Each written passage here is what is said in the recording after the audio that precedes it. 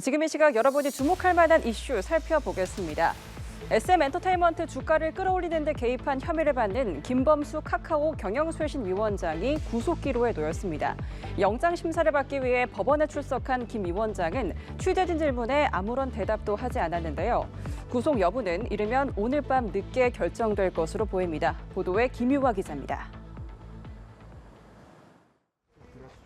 자본시장법 위반 혐의를 받는 김범수 카카오 경영쇄신위원회 위원장이 구속영장 실질심사를 받기 위해 법원에 출석했습니다. SM 시대용 혐의 인정하시죠? 저 주식 보고는 어떻게 보고받으셨을까요? 어떻게 설명하실 예정입니까? 김 위원장은 지난해 2월 카카오가 2,400억 원을 투입해 SM엔터테인먼트 주가를 끌어올리는 데 개입한 혐의를 받습니다. SM엔터 인수를 두고 경쟁하던 하이브가 주식 공개 매수가로 12만 원을 제시하자 카카오가 이를 무력화하려던 목적이었다고 검찰은 보고 있습니다. 당시 9만 원대였던 SM엔터 주가는 한 달 만에 약 15만 원으로 급등했습니다. 김 위원장 측은 SM 주식 매수는 승인했지만 구체적인 방식은 보고받지 못했고 어떠한 불법 행위도 용인한 적 없다는 입장입니다. 검찰은 이번 사안이 엄중한 데다 간부들이 있는 단체 대화방에서 공개 매수를 저지해달라는 메시지 등 증거를 충분히 확보했다고 판단하고 있습니다. 다만 이런 혐의에 가담했다며 구속된 채 재판에 넘겨진 사모펀드 운용사 대표는 같은 날 석방됐습니다. 1,100억 원을 투입해 SM엔터 시세 조종에 가담한 혐의에 원아시아 파트너스 대표 지모 씨에 대해 재판부는 보석을 허가할 만한 상당한 이유가 있다고 했습니다. 김 위원장은 서울 남부구치소에서 대기할 예정으로 영장심사 결과는 늦은 밤에야 나올 전망입니다. 연합뉴스TV 김유아입니다.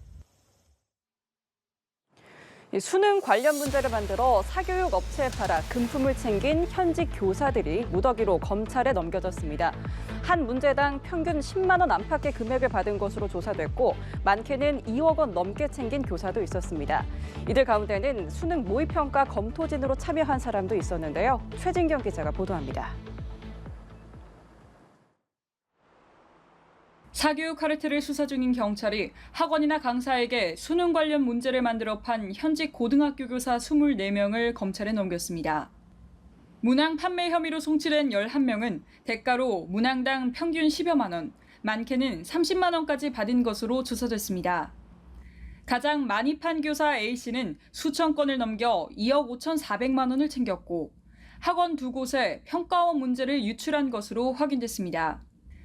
특정 학원에 독점적으로 사설 문항을 넘기는 조건으로 최대 3천만 원 상당의 전속 계약금을 받은 사례도 있었는데 일부는 거의 같거나 유사한 상태로 6월 모의평가에 반영됐습니다. 수사 대상 교사 중 학교에 문제 판매 등 겸직 금지를 신고한 사례는 없는 것으로 파악됐습니다. 경찰은 현직 교사의 문제 판매 행위와 관련한 수사에서 처음으로 청탁금지법을 적용했습니다. 불법 행위를 끊어내려면 형사처벌이 불가피하다는 판단에서 나온 결정이라고 경찰은 설명했습니다.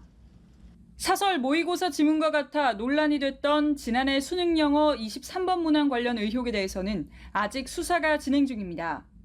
264페이지 분량의 책인데 79페이지 부분만 EBS 교재와 수능, 사설 모의고사의 지문으로 출제된 것은 우연의 일치라거나 합리적으로 보이지 않는 부분. 경찰은 남은 수사 대상자 40명에 대한 수사를 신속히 마무리하고 입시 공정성을 보장할 제도 마련을 위해 교육부 등과 계속 협의해 나갈 방침입니다. 연합뉴스TV 최진경입니다. 서울시청역 역주행 교통사고 원인에 대해 경찰은 운전자 과실로 가닥을 잡았는데요. 피해자는 3차 조사에서도 여전히 차량 급발진을 주장한 것으로 알려졌습니다. 경찰은 구속이나 체포 등 신병 처리 여부를 고민 중입니다. 차승은 기자입니다.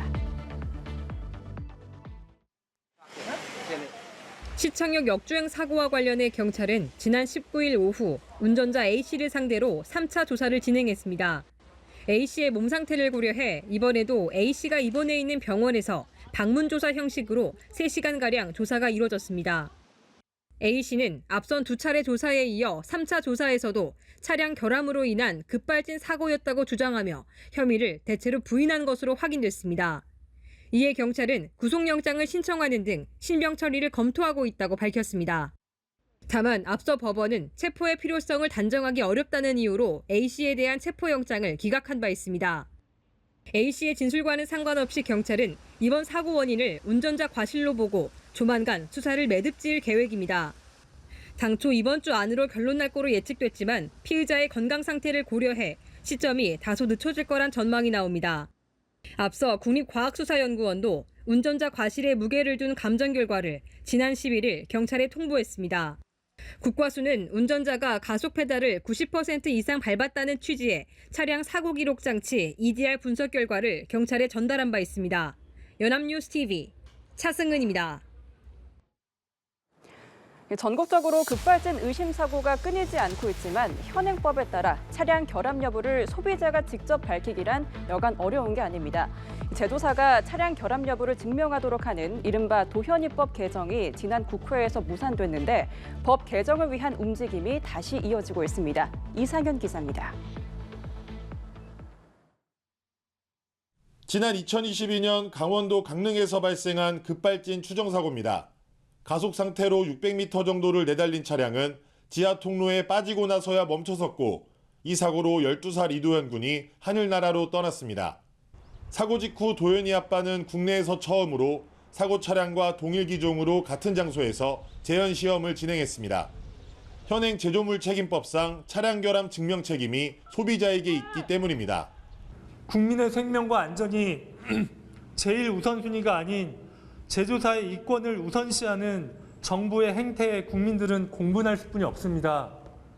차량 결함 여부를 제조사가 밝히도록 하는 이른바 도현위법 개정이 추진됐고 관련 법안이 발의됐으나 지난 국회에서 처리를 못해 그대로 폐기됐습니다. 도현이 아빠가 다시 국민동의 청원에 나섰는데 한 달 동안 9만 명이 동참했습니다. 관련 법안도 다시 발의됐습니다. 궁극적으로는 이러한 제조물의 결함을 소비자에서 제조사가 입증 책임을 지도록 하는 그런 내용을 담고 있습니다. 페달 블랙박스 설치 의무화 등 여야를 가리지 않고 관련 법안 발의가 잇따르고 있습니다. 제조사가 그 페달에 블랙박스를 설치를 의무화하게 함으로써 브레이크를 밟았는지 엑셀을 밟았는지를 명확하게 규명해서 앞으로 선의의 피해자가 나오지 않게 하려는. 주무부처인 공정거래위원회는 산업계에 미치는 영향이 클 것이라며 여전히 난색을 보이고 있어 해당 법안들이 어떻게 처리될지에 관심이 쏠리고 있습니다. 연합뉴스 TV 이상현입니다. 대학로 소극장 문화의 상징 학전을 운영하며 수많은 후배 예술인을 배출해온 가수 김민기 씨가 향년 73세를 일기로 별세했습니다. 고인의 뜻에 따라 장례 절차는 비공개로 진행되는데요. 그가 30여 년을 지켰던 학전 앞에는 그를 추모하는 국가꽃이 놓였습니다. 신세롬 기자가 보도합니다. 대학로 소극장 학전을 이끌었던 가수 김민기가 별세했습니다. 지병인 위암 증세가 악화해 응급실로 옮겨진 뒤 유족과 인사를 나누고 눈을 감은 것으로 전해졌습니다. 고인은 눈을 감기 3, 4개월 전부터 가족 등 지인에게 고맙다는 말을 많이 한 것으로 전해졌습니다. 또 학전에 대해서는 여기서 끝내는 게 맞다. 나는 할 만큼 다 했다는 뜻을 밝혀왔던 것으로 알려졌습니다. 어린이 위주로 시작을 하지만 또 당부하고 싶으셨던 거는 그다음 청소년, 그다음에 또 하나 신진 뮤지션들이 좀 놀 수 있는 그런 장을 좀 마련했으면 좋겠는데 라는 혼잣말을 하시긴 했어요. 1951년생인 김민기는 대학에 입학한 뒤 가수의 길로 접어들었습니다. 포크송 듀오 도비두로 활동을 시작했고 1970년 대표곡 아침 이슬을 1977년 상록수를 작사, 작곡했습니다. 만든 노래들이 저항운동의 상징이 되어 고초를 겪은 그는 한동안 음악과 거리를 뒀고 1991년 대학로에 배움의 밭이라는 이름의 소극장 학전을 개관하고 문화예술계의 인재를 길러냈습니다. 학전은 천회 라이브 공연으로 이름을 알린 고 김광석을 비롯해 배우 황정민과 설경구, 김윤석 등 스타 배우들을 배출해낸 곳입니다. 특히 1994년 초연한 뮤지컬 지하철 1호선은 국내 창작 뮤지컬의 토대를 닦은 작품으로 꼽힙니다.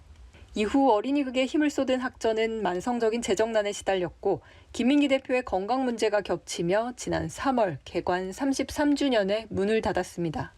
유족들은 조용히 장례를 치르기 원한 고인의 뜻을 따라 비공개로 장례를 치르고 오는 24일 옛 학전을 거쳐 장지로 향할 예정입니다.